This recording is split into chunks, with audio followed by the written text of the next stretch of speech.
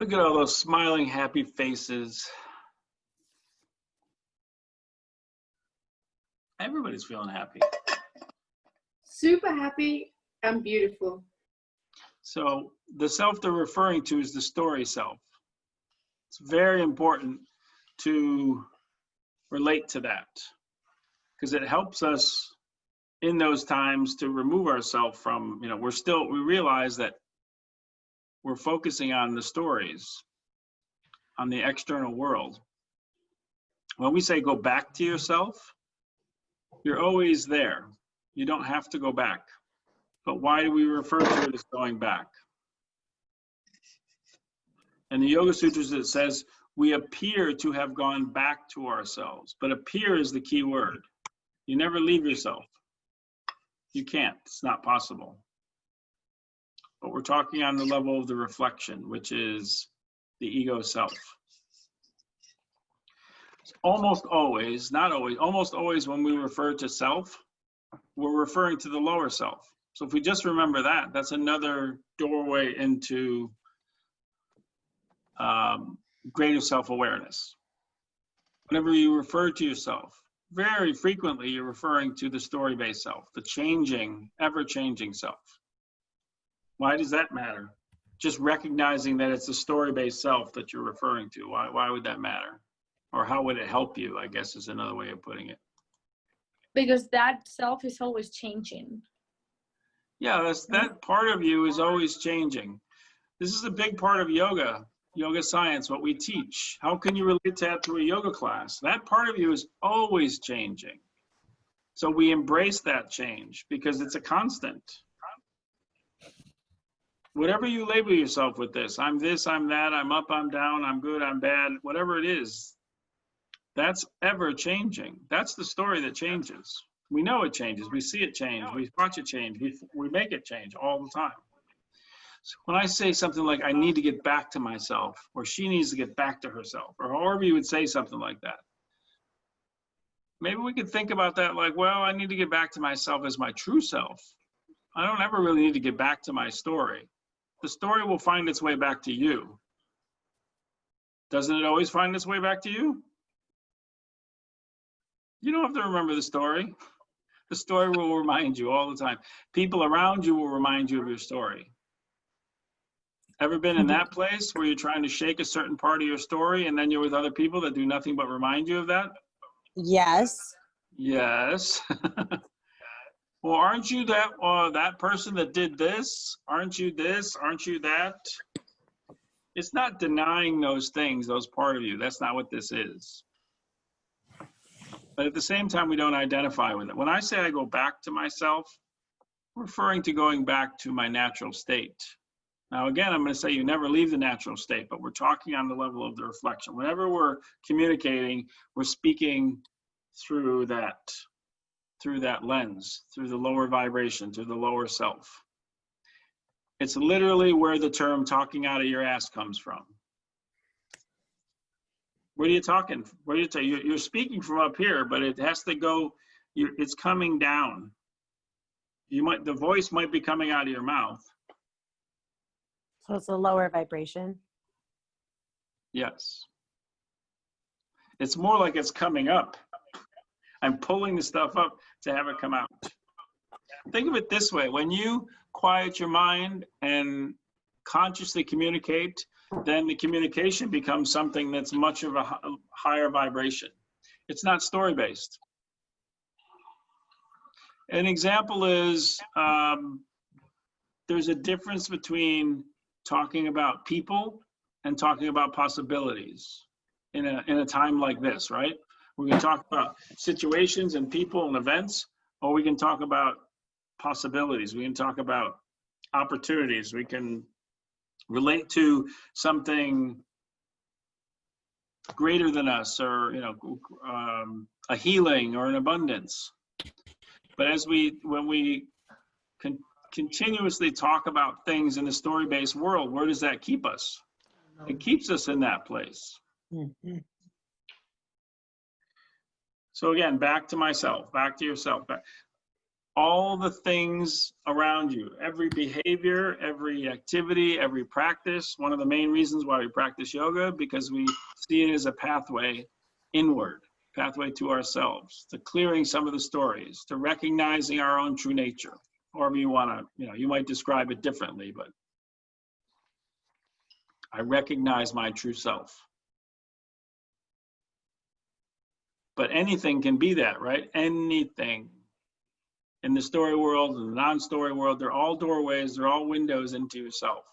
I keep coming back to that because I think it's one of the most amazing things about this subject is you're never more than one step away from that part of you.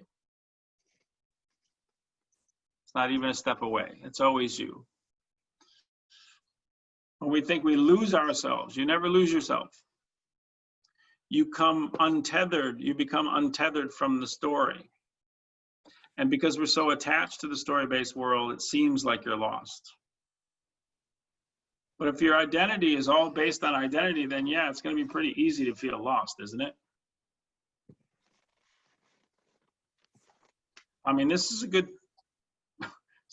a time where there's potentially billions of people feeling lost or feeling like, I don't know what to do or where to go or where this is going to go. And of course, embracing not knowing is part of the solution, if you want to see it as a solution-based thing. I embrace the unknown. We've talked about that before. I don't need to know. When I need to know, it means I think I have a new story for it. Oh, I can explain. I can think about where this is going or what is going to happen to me or, where I'm going to be a year from now or 2 years from now. Has anybody 3 years ago, could you fully project where you were going to be in your life right now? No. Not one person? What does that tell you? We could simply embrace that. Forget all the discussions of stories. You could simply embrace that you don't have a clue. Say it together. I don't have a clue. I don't sit here and talk to you because I think I have a clue. I'm more tuned into the idea that I don't, and I want to share that. It's more like you already have all the knowing you need. It's always internal. Embracing unknown, embracing what is yet to be. Embracing what is, right? There's not attachment. I just accept what is. That's a big part of what acceptance is. When I say I come back to myself, it's a form of acceptance. So as we've done before, we can continue just to put in our own minds or in our own experience, ways in which we tap into that part of ourselves. I think the more time we spend focusing on that, the more we really have something to share as yoga teachers, because we ourselves are on that path. Recognizing, rather than identifying, observe everything in your day, in your life, in your hour, in your minute that points you inward, back to yourself, back to the true self. The observer, the person that's writing the story, not the person that's in the story. You might say, well, aren't they the same person? Yes. But we're always identifying with the person in the story and not necessarily the one writing the story. You're writing the story. It is such a simple thing that we have such a hard time with, including myself. No matter how many times you say it, you lecture on it, we're constantly wrapped up in the identity of what the story is, that we are that. I am that person. So back to the sutras. In that third sutra, it says, we're talking on the level of the reflection. You can never not know yourself. You never forget yourself in a higher sense. So anytime you feel like that, like I've lost my way, I've felt like I don't know where I'm going or I've lost myself, that's only a certain part of you. For everybody, in every tradition, in every place, in every culture, what ultimately brings people back to a sense of grounding, if they felt like they've lost themselves in some way, it only comes back one way. It doesn't come back with more stories. We call it something different, right? Some people go pray in church. Others go immerse themselves in work. Others practice their asana practice.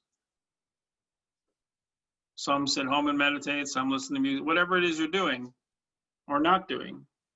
How about action versus inaction? What type of action is necessary to come back to yourself or to point towards yourself, true self?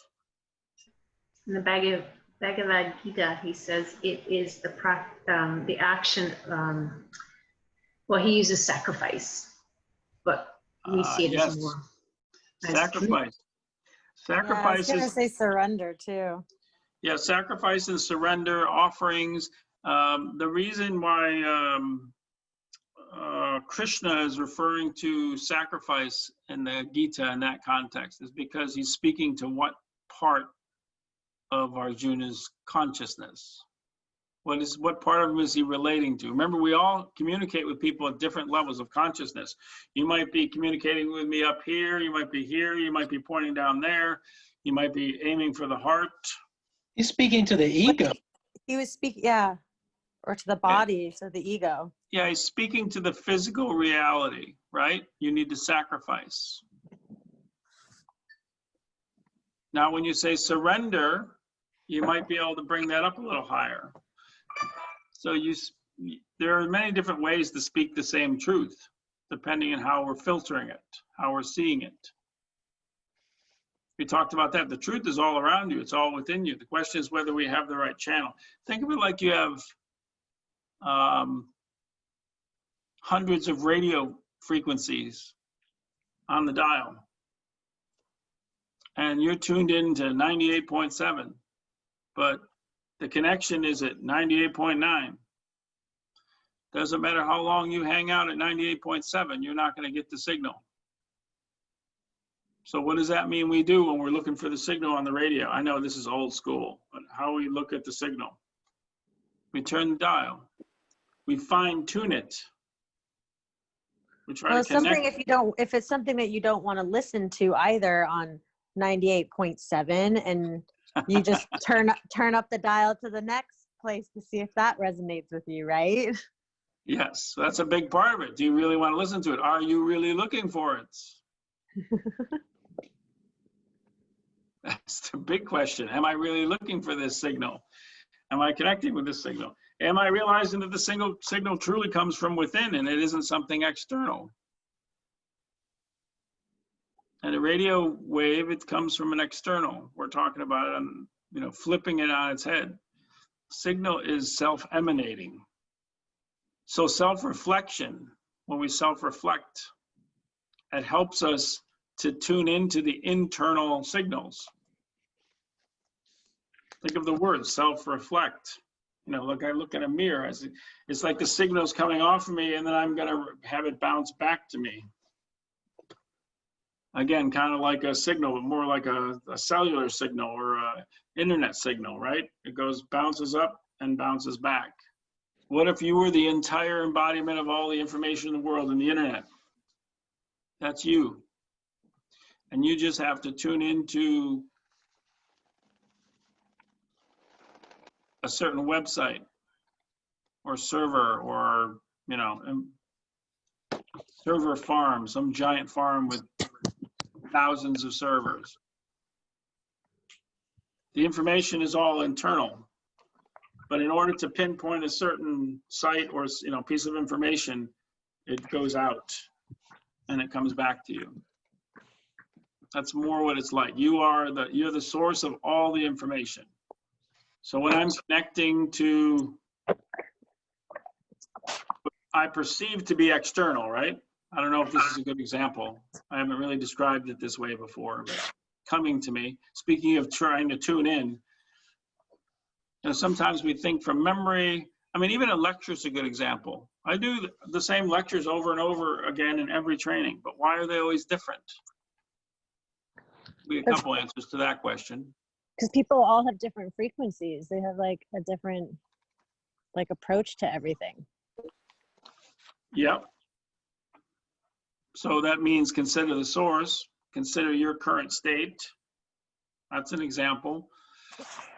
Also, the You can people read that the are- Gita 100 times and get something different out of it. Another way the lecture could be different every time you teach it is because the people that are receiving it are different. So they will contribute in different ways and kind of change the direction of the lecture for that reason.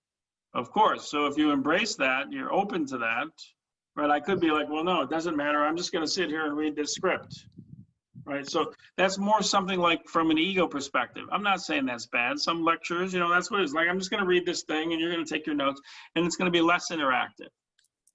But even if you never opened your mouth and I just read from a script, it would still be different, just like in teaching a class, wouldn't it? So this could possibly be an example that we can relate to, is that you're,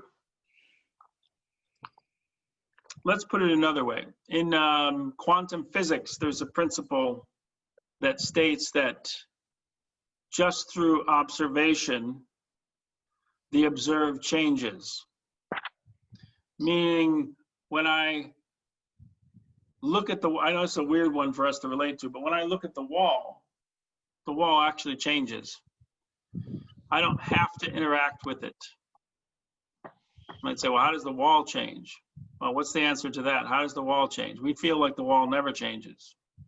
But where does the wall exist? In your mind. So, of course it changes, because what changes? Perception. Your perceptions.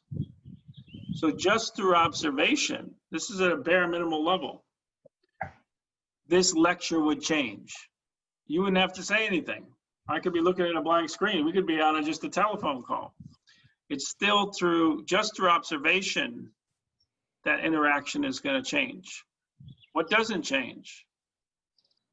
The wall itself, like the lecture itself, the way you look at it changes, but the lesson is still the same, you know? The lesson is still the same. The truth is still the same. So truth doesn't change. Your higher self doesn't change. The story about it changes. So I know we've said that many different ways, but sometimes we need to feel it different ways. When you're teaching a class, even if you're speaking a word for word script, which I don't recommend every single day, the same script, it would still be different. Of course it would be different.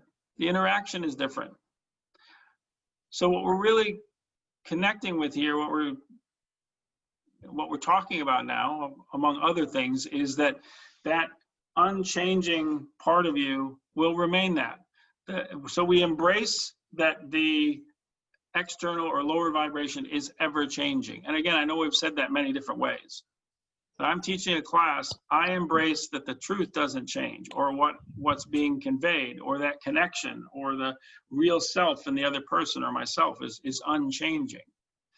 It really creates a tremendous amount of liberation, of freedom in ourselves and our ability to communicate when we can start observing the world that way. There's this ever-changing phenomenon. We get less and less caught up in the little story-based things because we know they always change.